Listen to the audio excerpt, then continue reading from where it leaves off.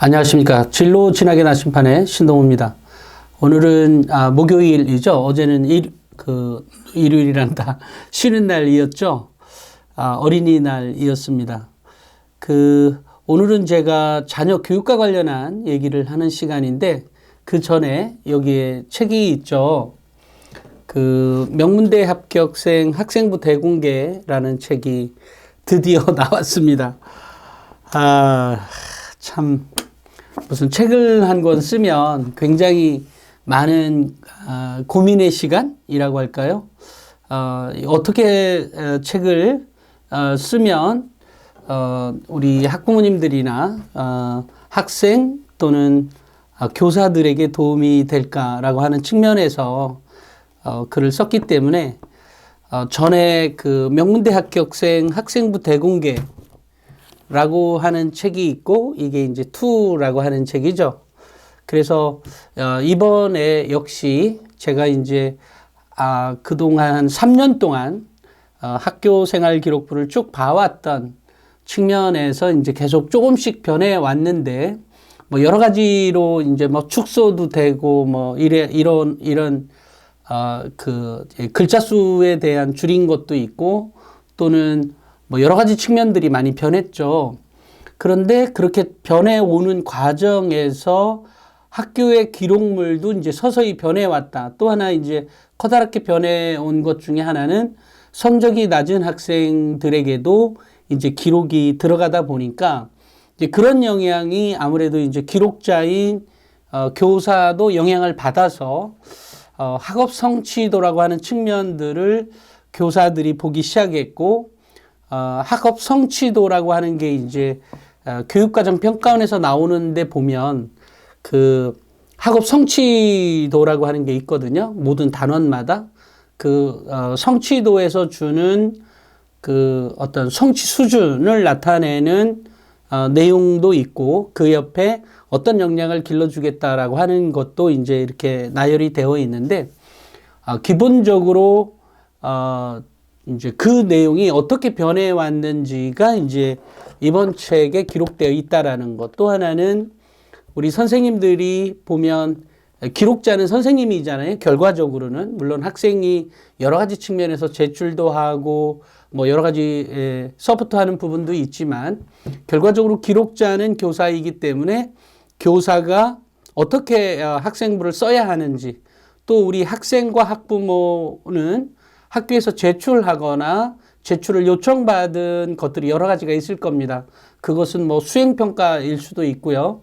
또 다른 측면에서는 너의 활동한 것을 보내라 라고 하는 것도 있죠. 뭐 그것은 학교마다 또는 교사마다 상황이 너무나 다르기 때문에 제가 일괄적으로 말씀드릴 수는 없습니다만 그런 내용들에 대해서 어떻게 기록으로 넘겨줘야 하는지에 대한 얘기까지 써져 있는 게 이 명문대 합격생 학생부 대공개 2에 있다.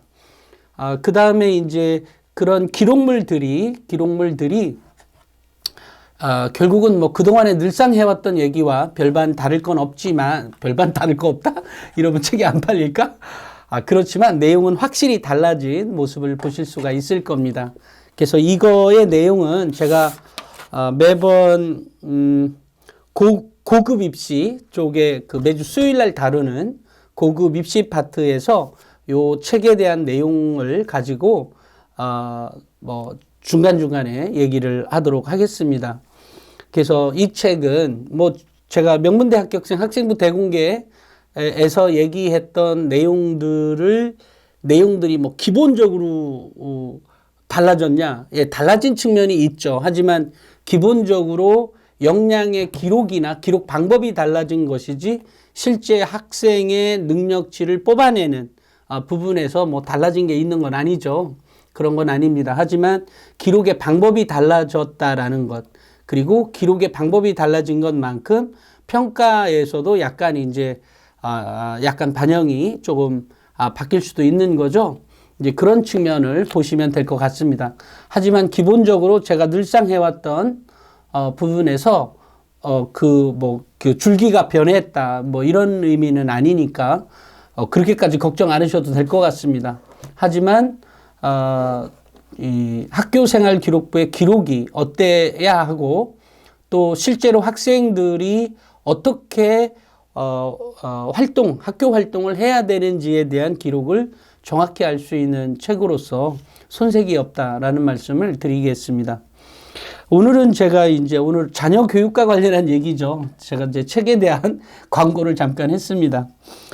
오늘은 제가 자녀 교육과 관련한 얘기인데, 이제 제 페이스북에 보면 뭐 친구가 한 4,800명 이렇게 있는 것 같은데, 예, 거기에 이제 뭐 교사나 교육부에 있는 사람들이나 뭐 입학사정관들이나 많이 이렇게 뭐 친구도 등록돼 있고 있겠죠. 그런데 거기에 있는 내용, 어느 날 이제 한 선생님이 써놓은 내용을 보니까, 이 부분에 대해서는 한마디 꼭 좀 하고 해야 되겠다라는 생각이 있어서 그분의 말씀을 잠깐 언급을 하고, 말씀을 드리도록 하겠습니다. 학교 선생님인 것 같은데요. 중간고사 기간이다. 어떤 학생이 문제지에 정답 체크를 5걸음 떨어져서 봐도 식별이 된다 해서 옆에서 보이니 가려줄래? 라고 하니 그럼 본 사람이 문제지요 하고 화를 낸다. 그러니까 학생이 화를 냈다는 얘기예요. 옆줄 몇 명이 고개를 돌리지 않고 눈길만 돌려도 정답이 보이는데 이래도 화를 내거나 하면 인권이니 수험생 압박이니 하니 그저 성인 군자인 척 지켜만 봐야 한다. 이럴 때 교사는 성인 군자인 척 위선자여야 하나. 뭐 이런 고민을 페이스북에 올려놨더라고요. 기본적으로 이 학생의 이제 그죠? 물론 뭐 담당 교사가인지 아닌지까지는 모르겠지만 결과적으로 이 학생이 그 정도 뭐 말이 정답인데 선생님은 문제를 보고 정답을 알고 있는지 그것까지는 모르겠어요. 하지만 이 정도의 싸가지를 갖고 있는 학생이 높은 성적을 갖고 있다고 생각지는 않습니다. 그렇지만 가끔 이렇게 조금 저렴한 인성을 갖고 있는 학생들이 있죠. 결과적으로 보면 뭐 인성 영역에서 높은 점수를 줄 수는 없죠. 그 다음에 이게 이제 이 교사는 이제 이것 이후에 어떻게 행동을 했는지는 모르지만 예를 들어 반의 담임 선생님에게 어떤 아이가 뭐 했다라든지 뭐 이름이야 확인할 수 있으니까요.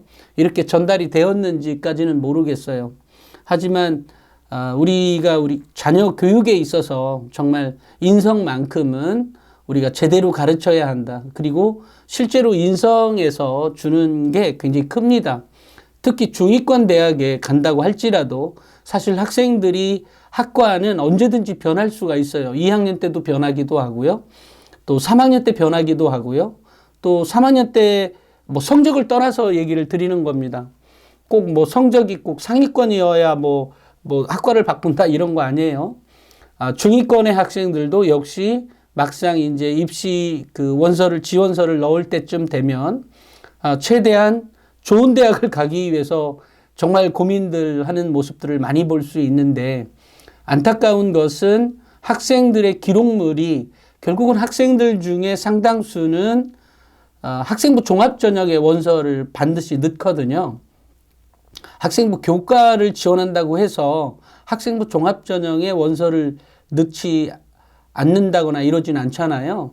이러다 보니까 결국은 정말로 인성의 한 줄 그것들이 영향이 매우 큰데 그러니까 평소에 이 학생처럼 좀 전에 읽어드렸던 이런 학생처럼 인성이 별반 뭐 이 학생이 몇 학년의 학생인지는 모르지만 인생 우리가 살다 보면 다 아는 것처럼 반드시 만나게 되죠. 그 다음 뭐 학년에서 그 교사를 또 만날 수도 있고 또 다른 영역에서 또는 동아리 활동이나 여러 가지 어쨌든 진로 활동이나 여러 가지 활동에서 또는 체육 활동이나 이런 여러 가지 활동에서 볼 수 있는데 결과적으로 이런 학생들은 그날은 선생님에게 아까처럼 그 담임에게 얘기를 못했다고 한다 할지라도 얘기 한마디는 할 수가 있겠죠. 우연찮게 지나가는 길에 학생을 만났는데 참 저 아이 알아요? 라고 하면서 저 아이 인성이 애가 그러대. 그러면 그 담임이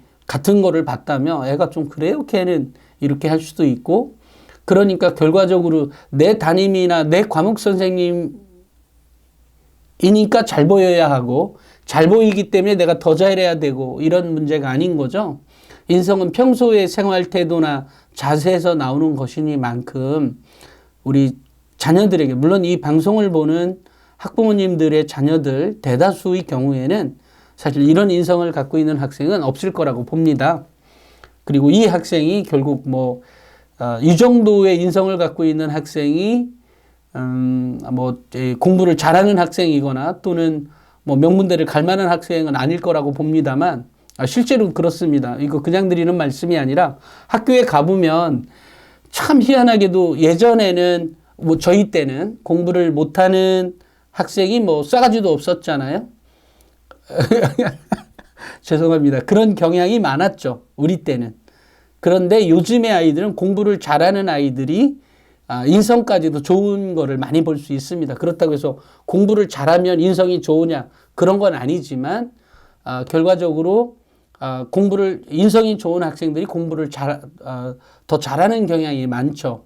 실제로 인성이 좋으면, 그리고 좋다는 거가 학교생활 기록부에 잘 나타나만 있다면, 그리고 여기서 잘 나타나만 있어도 인서울권에 합격할 가능성이 매우 높습니다. 단 전제 조건이 하나가 있죠. 뭐냐면 학업 역량도 빛내줄 만큼의 노력들의 기록들이 있느냐. 그러니까 이거에 대한 차이가 있긴 있습니다. 그러니까 내신을 꼭 좋은 점수를 따야만 하는가의 차원과는 또 다른 영역인 거예요. 물론 학업 역량을 잘 보이기 위해서 학업 역량을 보이는 활동을 가장 쉽게 할 수 있는 것은 이전 시간에도 제가 말씀드렸다시피 내신을 올리는 일입니다. 그리고 실제로 3, 4, 5, 6등급, 일반고에서 3, 4, 5, 6, 7등급의 등급의 포지션을 갖고 있는 학생이라면 공부 방법만 조금만 바꿔도 한 등급 정도는 반드시 올라갈 수가 있습니다. 실제로. 정말 어떤 학생의 경우에는 자신감 하나로만 해도 성적을 올릴 수가 있고, 여기서 자신감은 공부할 때의 자신감이에요. 공부할 때도 내가 이거 애울 수 있나? 애워지나? 이런 고민이 아니라 난 애울 거야. 애워질 거야. 아니, 애워질 거야가 아니라 애운다. 하고 하는 학생과 계속 반신반의하면서 이거 애워지지도 않는데 이러면서 이제 어떻게 보면 두려움에 떨기까지는 않지만 살짝 두려움을 갖고 하는 거랑은 다르다는 거죠. 약간 긴장감을 갖고 어쨌든 공부를 하는 그런 자신감 하나만 바꿔도 성적이 올라가는 경우도 많이 있습니다. 이거는 실제 사례니까 그렇게 정말 그런 일들이 있구나 이렇게 생각해 주시면 될 것 같은데, 일단 인성 영역만큼은 반드시 갖고 가야 한다. 그것은 어느 경우이든 너무 당연한 거죠. 우리가 세상 살아가는데 역시 마찬가지입니다. 그죠? 우리가 학생들이 대학을 가든 또는 고등학교 생활에서 어느 정도 그런 인성 영역들이 나와져 있는 게 현재 우리 고등학교 친구들 이렇게 만나보면 역시 그때의 그 인성이 여전히 유지가 되고 있는 걸 볼 수가 있는 겁니다. 있습니다. 그렇기 때문에 고등학교 때의 인성, 이것만큼은 반드시 꼭 챙겨볼 수 있도록 해야 한다. 내 아이 성적이 나쁘니까 아예 안 챙겨도 되겠다. 내 아이 성적이 나쁘니까 그냥 신경 안 쓰겠다. 이런 차원의 문제가 절대 아니라는 것 잊지 않고 자녀들의 어떤 인성 영역만큼은 반드시 챙길 수 있는 그런 학부모였으면 좋겠고, 우리 학생들이 보고 있다면 인성 영역만큼은 적어도 반드시 챙겨야 한다. 그것이 세상 살아가는 사람들의 자세다라고 하는 생각을 갖고 학교 생활을 해줬으면 좋겠습니다. 오늘은 여기까지 이제 하고요. 그 다음 이제 내일은 또 학교 얘기를 얘기하는 시간으로 찾아가 보도록 하겠습니다. 오늘은 여기까지 하겠습니다. 감사합니다.